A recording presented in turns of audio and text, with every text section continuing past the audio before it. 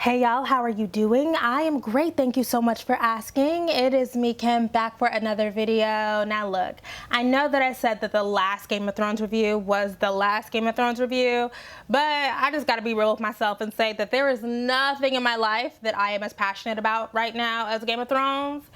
So this is what I'm gonna talk about. Because like, I have a lot of feelings, I have a lot of thoughts, and this is what I wanna talk about and get feedback on. And we could keep the conversation going. And girl, there's only 2 more episodes left. We might as well just go ahead and discuss them.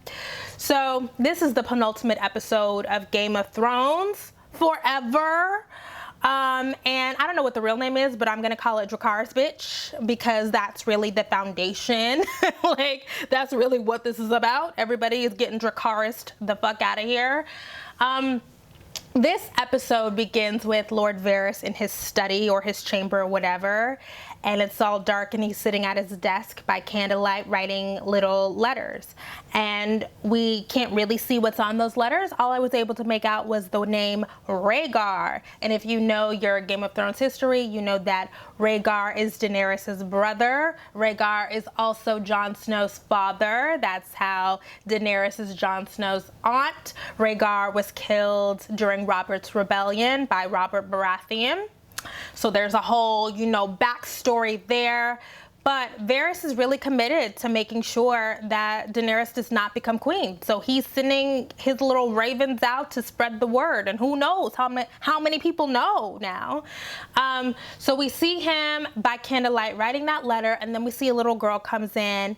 And Varys questions the little girl about Dany's eating, and I did not catch this the first time, but what I've gleaned from what I've seen on Twitter and what I've heard people discussing on podcasts is apparently Varys is trying to poison Daenerys. Now, I did not pick that up at all, but if we go back to season 1, I did see a clip where Ned Stark is talking to somebody about how distasteful he finds poison to be as a way of killing people. Ned was all about the knife, right? And whoever orders the sentence passes the sword, okay? He was a stand-up guy when it came to killing people, but he was talking to somebody, and whoever he was talking to said, oh, yeah, poison is for women and cravens and eunuchs. And Varys is a eunuch. He don't have no junk in the trunk. So it makes sense to me that he was trying to poison Daenerys. He was very committed to making sure that she does not get on the Iron Throne. Now, I did have some questions about the ethics of recruiting a little kid in there, because apparently that little girl, and we see her later on in the episode, but she worked in the kitchen, and it's like, oh, you're potentially putting this little girl's life at risk, because if they found out that she was the one who did it, oh, she's getting Dracarys too. So, and Game of Thrones is not afraid to kill kids. So I was like, oh, and of course he's trying to say, the greater the risk, the greater the reward. And it's like, let that little girl, she should be playing with dolls or something. So anyways, here's the thing. I respect Varys' commitment to making sure that Dany does not ascend to the throne. I get it. You do not like her. She's not it for you. But I just feel like he was getting a little sloppy.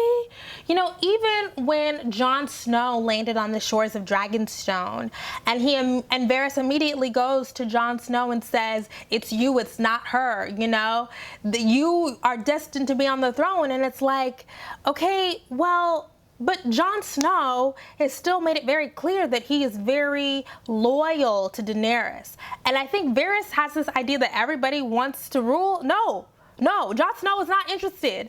And so going to somebody who is deeply invested in Daenerys' ascension and doing that it's like, you need to be better. It's like Varys is the Lord of Whisperers, the Master of Whisperers. You need to do less whispering, right? Like, you can't just be out here openly planning a coup. That seems really, really unsmart and a strange misstep for him. Like, stop. Why?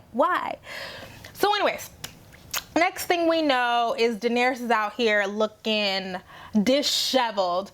One thing I noticed last episode was how like good and fresh faced everybody looks. There are no makeup looks on Game of Thrones are A+.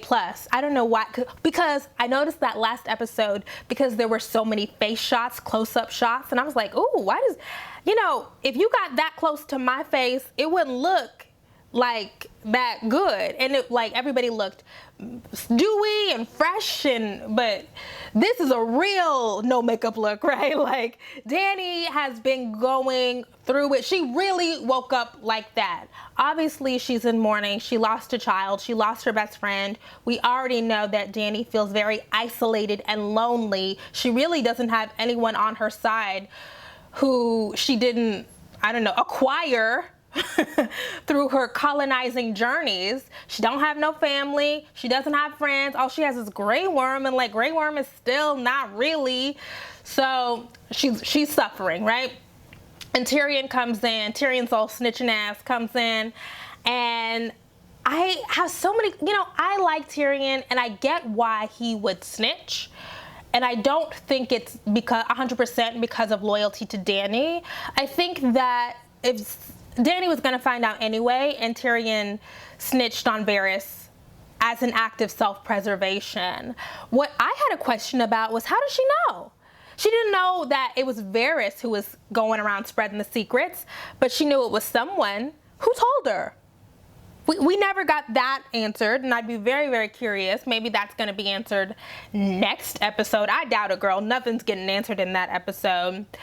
But Tyrion snitches on Varys and basically signs Varys' death warrant, which R.I.P. Varys. Varys is sitting in his little chamber, and this is another really great use of sound. We hear the footsteps of the soldiers. We know what's happening. Varys knows what's happening. He lights on fire his little note. He takes off his rings. He prepares to die. He knows exactly what's about to go down.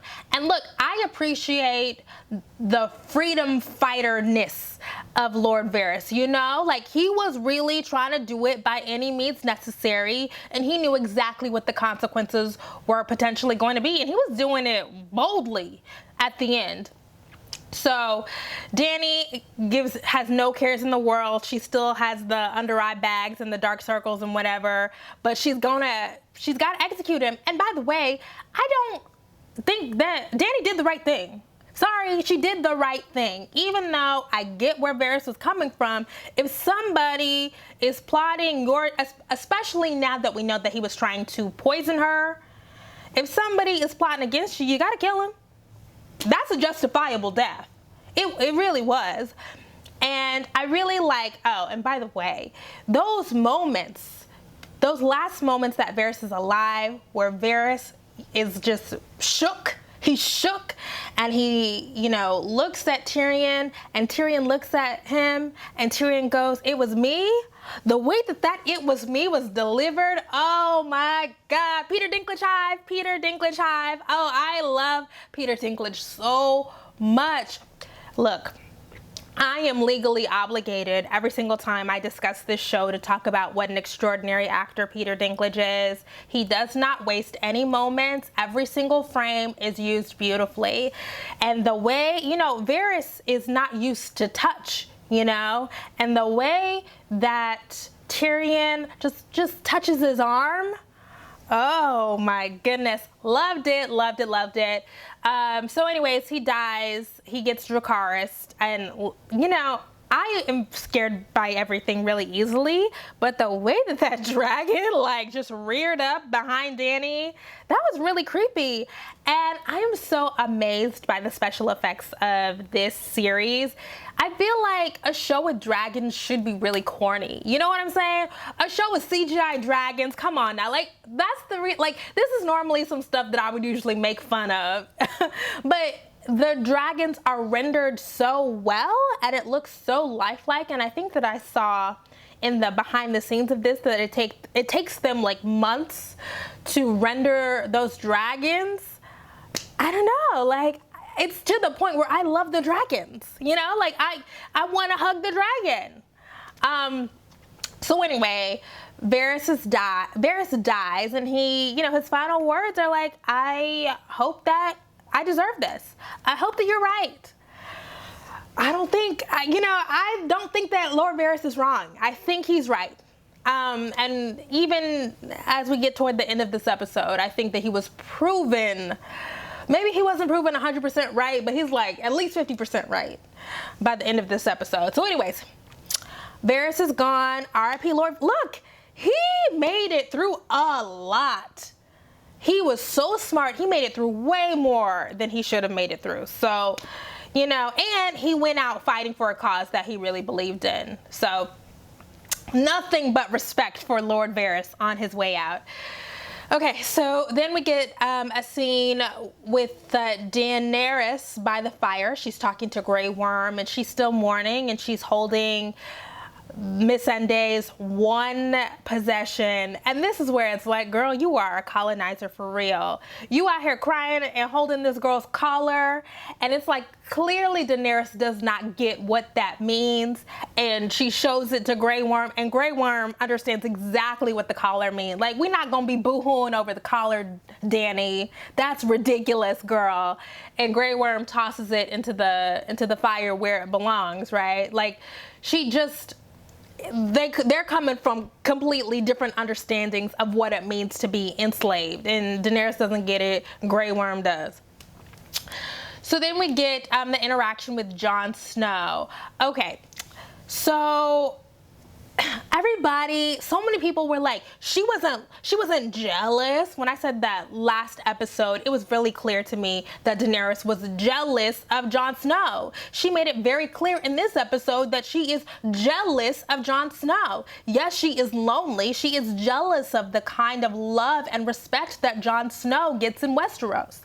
She knows, and she says to Jon, that she will never be loved the way that Jon is loved, and Daenerys wants to be loved. That is her motivator.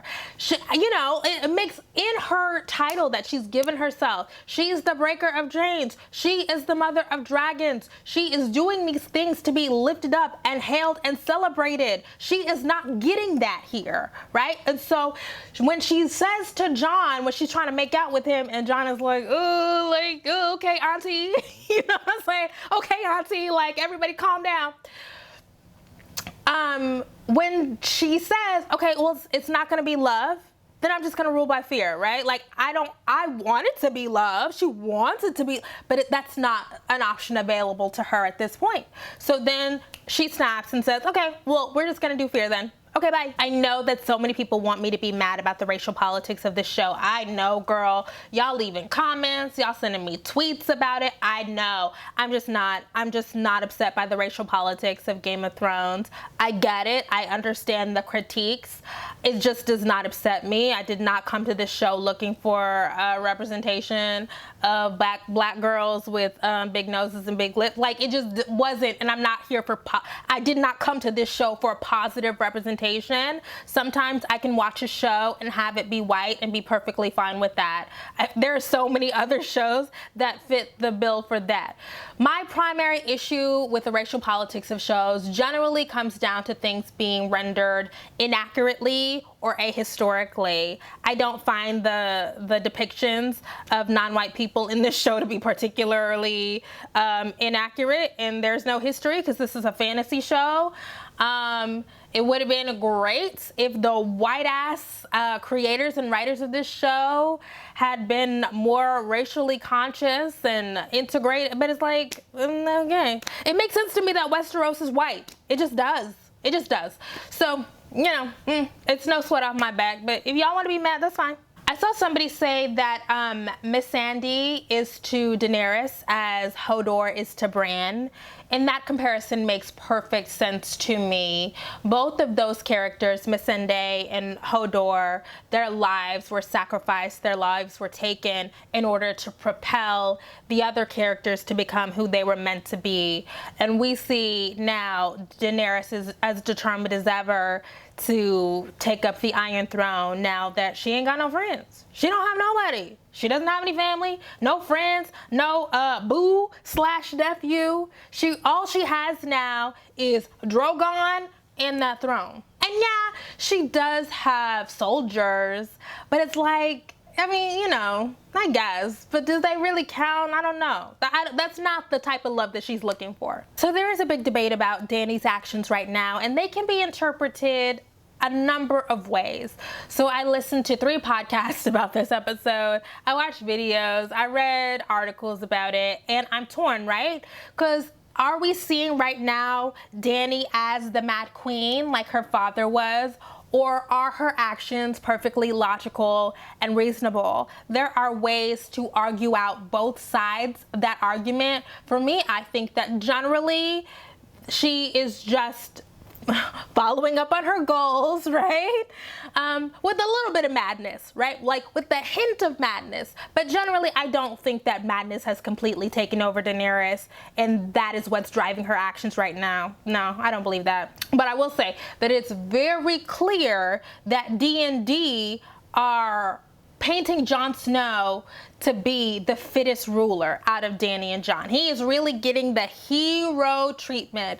I know last week I was very hard on Jon and I called him weak many times, and I do think that he's a little weak. But now, after this episode, I think that weakness is a strength. You know how Dani says our mercy is a strength? I do think it's an asset that Jon Snow is slow to anger. He's slow to be violent. He is very contemplative. Now, I do consider that to be a much bigger asset. Now, I don't know if I'm all the way on Team Snow, but whereas last episode I was like 50-50, this episode I'm like 75-25. Just because of his behavior during that battle, I just found to be very courageous and brave. I think generally when it comes to power, people who don't want to do it are better suited than people who do want to do it, you know? Like, if you are just raising your hand and rearing to go, like something is wrong, and maybe we don't want to give it to you. So the time has come. It's time for the battle. Dani is full speed ahead. She's ready to go. She's ready to burn that shit down. Everybody, the roof is on fire. The city is on fire. The people, she's ready to kill everybody. And Tyrion is trying to kind of temper some of Dani's worst instincts, and he is worried, like Varys was, about the number of innocent people who are going to be killed. Because really, Dani is doing this to dethrone Cersei. That's really the only person you have beef with. Well, Cersei and maybe 10 other people around her. But there are tens of thousands of people in King's Landing who don't have nothing to do with this. They're just there. They are unlucky enough to be ruled by Cersei. And so Tyrion is trying to tell Daenerys, like, look, these people will turn. They do not feel loyal to this woman. Give them an opportunity to turn. And he says, when they ring the bells, you know, just call it off, right? And go after Cersei and take the throne. We don't have to have dead bodies in the streets. But Dani is just unmoved by this. Dani even goes on this whole thing about how our mercy is killing the people now, so the people in the future don't have to live under Cersei's tyrannical rule. And you're like, oh, I don't know if that's how mercy works. You know what I'm saying? She's just being real imperial about it. And you're like, oh, now that logic don't make sense to me. In your mind, you know. So Dani makes no promises to Tyrion, and now we're off to the battle. And another thing, so then we find out that Jaime has been captured. Last week, he left Brienne of Tarth in her robe, barefoot, crying in Winterfell, and he left her and talked about how nasty and ugly and what a terrible person he was, and he rode back down to King's Landing. Now look, so many people last week were defending Jaime. People were trying to tell me that Jaime left Brienne to go back to King's Landing to kill Cersei. That's really what y'all were trying to tell me. Girl, no. I knew that wasn't it. He went back to King's Landing because Cersei is his true love. So maybe he loves Brienne and he cares for her deeply and he sacrificed his hand for her, or whatever, girl. His true love, his soulmate / womb mate is Cersei. and he wanted to go back to be with her to try to save her and protect her. That's it. And he still sucks. He still sucks. Jaime Lannister sucks. Okay, one thing I can say about Tyrion is I think that he makes really poor decisions. I think he's made some horrible decisions lately, but he is loyal to a fault. We get it. Jaime was the only person who was nice to you as a kid, but this whole thing of trying to play both sides right after Varys got killed, whoo, he is taking an enormous risk, and he knows that he's taking an enormous risk, and he even says to Jaime, okay, look, if I die, I die, and hopefully I will have at least saved tens of thousands of innocent people. And one thing you gotta respect about the Lannisters, except for Cersei, fuck her, is they know that they're bad. This whole show is the result of Tywin Lannister being a bad father. If Tywin had just like hugged his kids more, offered them words of affirmation, like been around, we would not even be getting a Game of Thrones. But Cersei, Jaime, and Tyrion are all fucked up because of their horribly fucked up family, you know? This whole thing could have been avoided by, like, you know, nightly dinners or something. What is really notable to me is, I get it, Jaime and Tyrion are trying to do these esteemable acts because of their past of just being horrible, horrible people. And honestly, like I said, it's almost like they didn't even have a chance to be good people because their father was so horrible and fucked up. But Tyrion has now really put his life on the line to save the innocent people of King's Landing. And you know what really sucks? Those innocent people died anyway. I really do love Tyrion, the character, so much. He is complicated, he is flawed, he's trying to do right, he's trying to be loyal.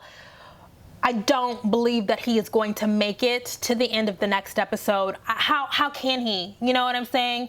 We know Dany does not respond well to being betrayed. She's already embraced the fact that she is going to rule by fear. He can't get out of this alive.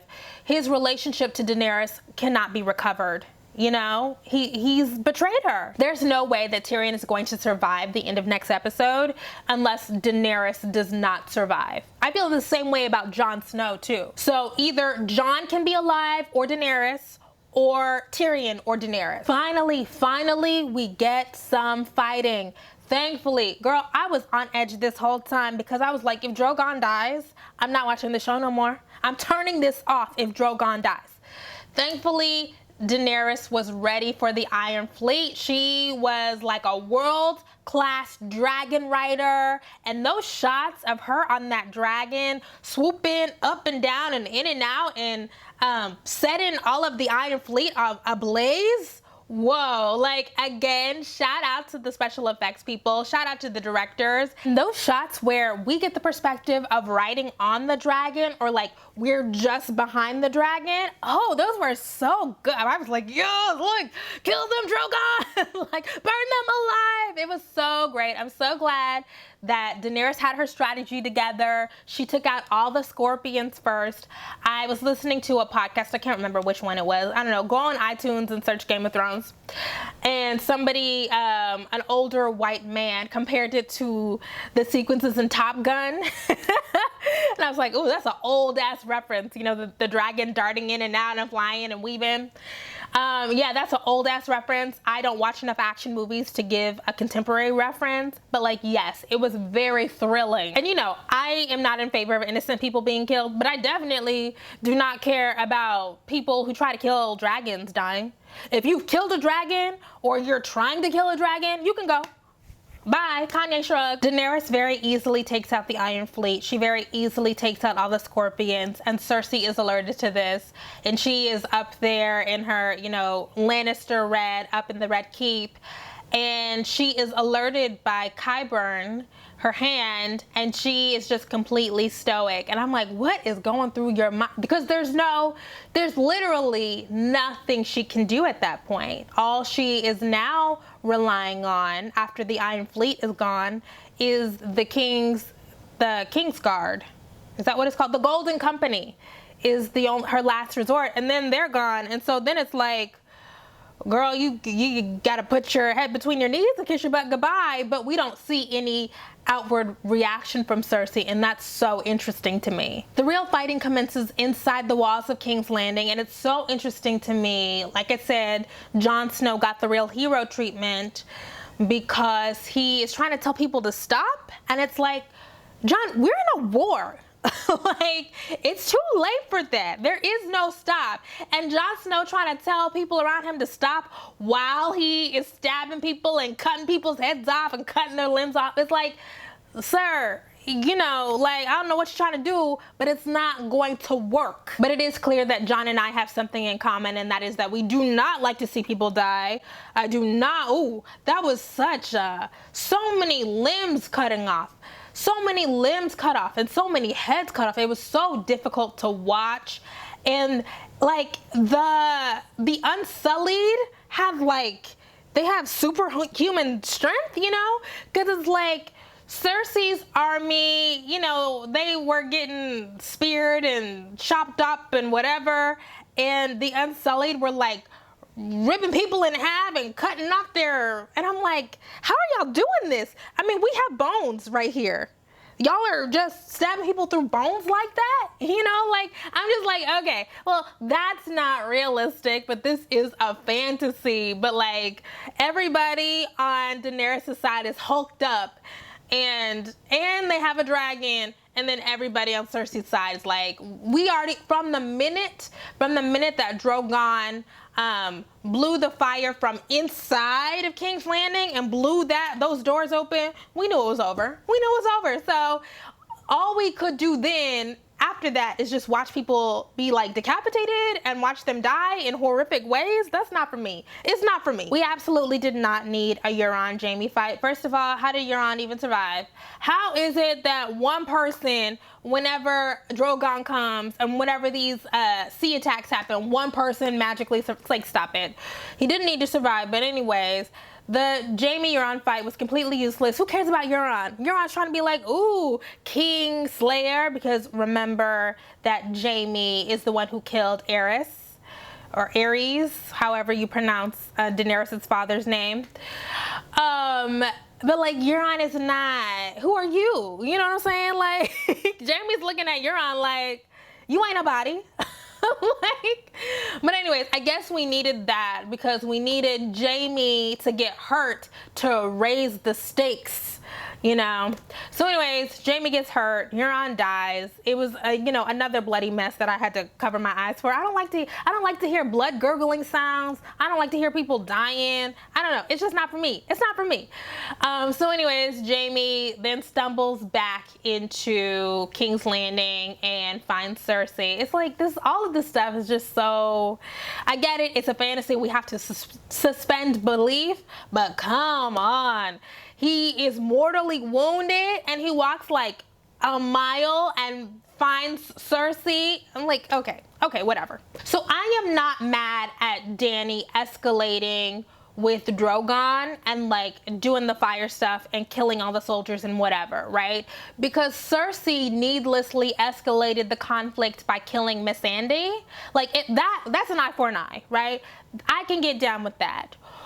What I cannot get down with is the next step, which is when Dany and Drogon are up on the top of a building, she's looking around, we hear the bells tolling, and then we feel that tension of Cersei's looking at the bell, Dany is looking around, Tyrion is looking, you know, that tension of what's gonna happen next. You know, Tyrion knows that he's told her we can save some people. And then when Dany says, fuck them bells, you know what I'm saying? That's when you're like, okay, right? So I understand you gotta do what you gotta do. I get it, right? That's the reason why I'm not mad at Cersei. Like, girl, Daenerys, that's the reason why I'm not mad at Daenerys. Girl, get your throne. But then when it comes to killing thousands of innocent people, when you know that it's not their fault, the only thing that they did wrong was be unfortunate enough to live in King's Landing. Ooh.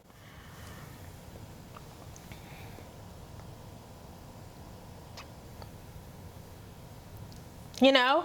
And it's like, it was just so, it was just so punitive. It was just so punitive on Daenerys' part that I just cannot support it at all. When Dany looks around and she's seeing that she's won. She has won.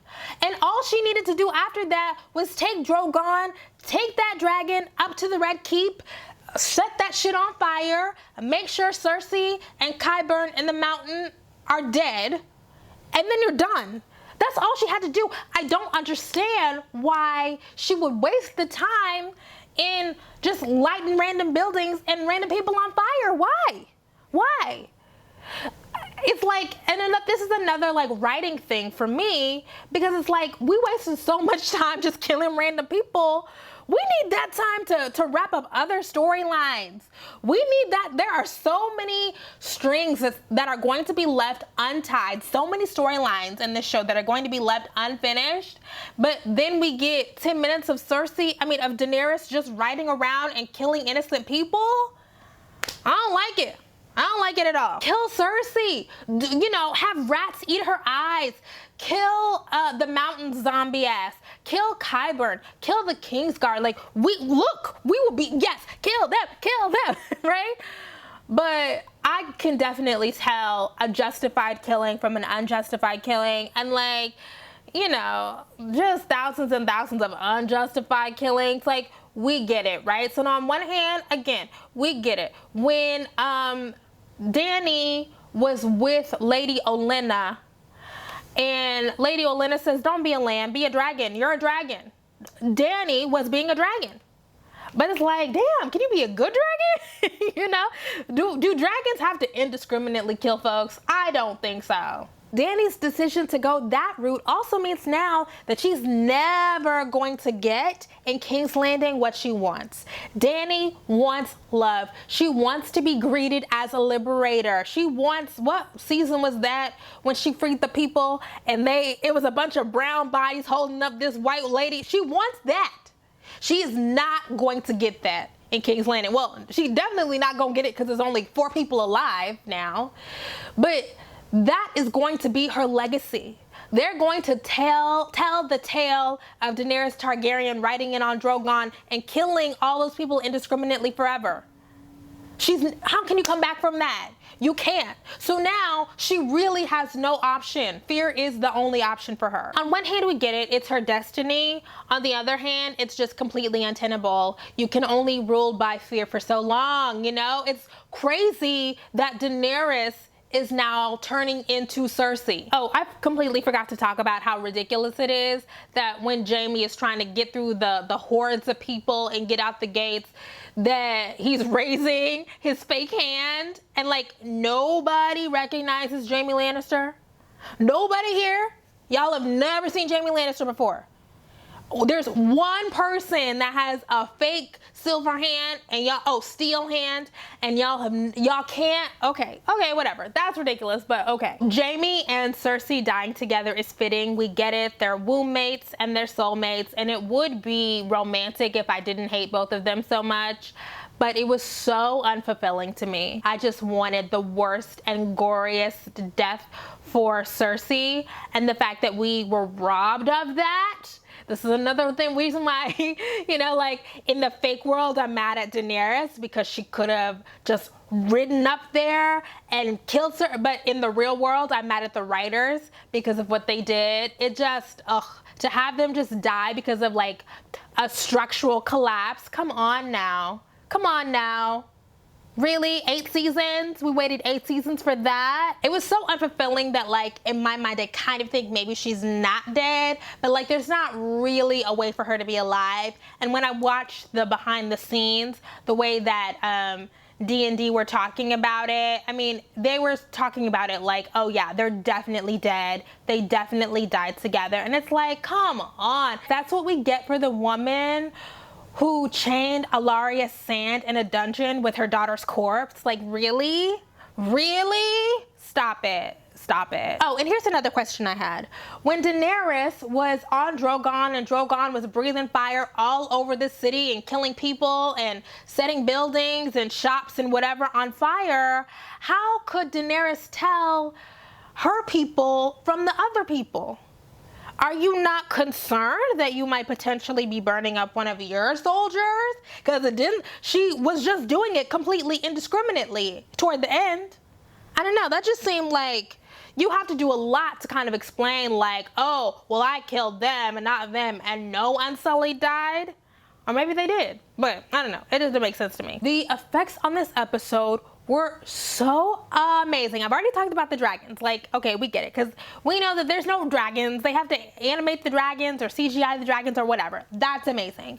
But the scale of this, okay, so all of that stuff coming down, all of those buildings coming down, right? They had to build that stuff. And then they had to set real buildings that they had built on fire. And then they had to do the stuff where like the fire is like rushing out, you know, where it's like a wind fire. And then we get the stuff where it's like dragon fire and wildfire, green fire. I watched the behind the scenes, like the 30 minutes behind the scenes of this episode, because I wanted to hear D&D talk about it, but I also wanted to know more about how they built those sets and how they set things on fire and how they had explosions and how they set real people on fire. I mean, it was just, look, okay, we can be mad at the writing of Game of Thrones, be mad at it, but all of the other work that has been put into making Game of Thrones, this is a show.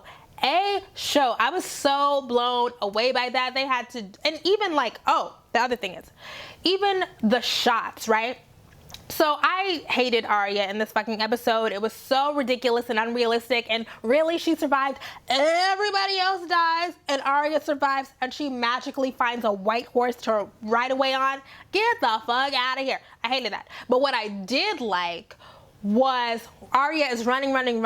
The way that the camera follows Arya and like all of these people and like trying to run out and run away. Oh, I thought that was so cool. It was so cool. So I just like that aspect of the filmmaking. Real buildings, real fire, real destruction, fake dragons, so much fake blood, so many corpses. Like, it's just, I love that. I love scale. I've already said this before. I love scale. So this show tells us that some of these people are untouchable. They're just special. Jon Snow, untouchable. I mean, he came back to life, for God's sakes.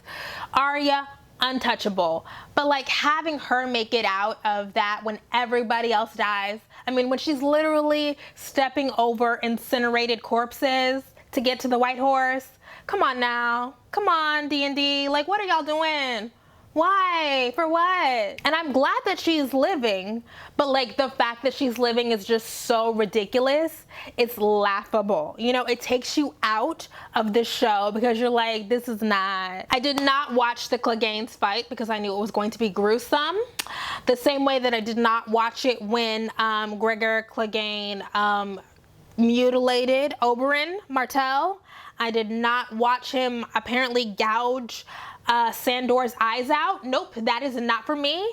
I did hear the noises. That was enough for me, but I am glad that Sandor the Hound died doing what he was passionate about. He died fulfilling his life's goal, and he took his brother out. So I'm really glad for Clegane. The other thing is, it's just so interesting. So Arya rode all the way to King's Landing because she was going to use Needle to kill Queen Cersei, and then all Sandor had to do was say, girl, go home. It's dangerous here. You don't see it's dangerous? And then she was like, okay, bye. Girl, why did you even come? Why are you wasting our time with this?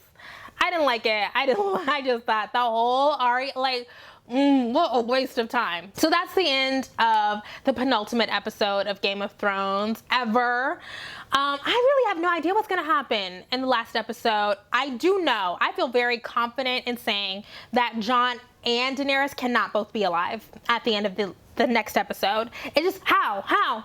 Tell me how are they gonna do it? It's not possible. Do I think that Daenerys is gonna end up on the Iron Throne? No. I don't. No. I don't know who, but I don't think that it's going to be Daenerys. You know, dragon and all, I just don't see it. I don't see it. But I don't know, I could be wrong. Anyways, I liked it. I didn't love this episode. I mean, it just feels like we are just being rushed. And it's just crazy to me, like, they could have taken 15 episodes if they wanted to. But they decided to do 6 and cram all of this stuff into 6 episodes. It don't make no sense to me. It doesn't. I just feel so rushed, and now I feel anxious because there's so many storylines to wrap up. There's so many threads to tie. I was like, oh. So we're all just gonna be stressed and miserable next week. We just really are. Last week when I was live tweeting this show, I was like, oh, I hate this fucking show, because I just felt like we weren't getting what we wanted. Nobody was getting what they wanted out of it. So, and I feel like we're not gonna get what we want out of the next episode, but whatever, that's TV. That is the risk you take when you get invested in television. And I'm not mad, I don't regret it at all. I do not regret my Game of Thrones journey. So anyways, you guys, that's all I have to say about that. Thank you guys so much for watching. Go on over to the Patreon and check out all of the bonus content there. So exciting. Thank you guys so much for being supportive over there. Buy some merch, leave a comment, find me on Twitter or Instagram, send me a message, DM, send me an email if you want to do that. You know, tell me how you feel, I guess you can tell me how you feel as long as you're nice about it. Generally, y'all are nice, so it doesn't matter. That's all I have to say about that. I appreciate you so much. I will see you next time. Bye.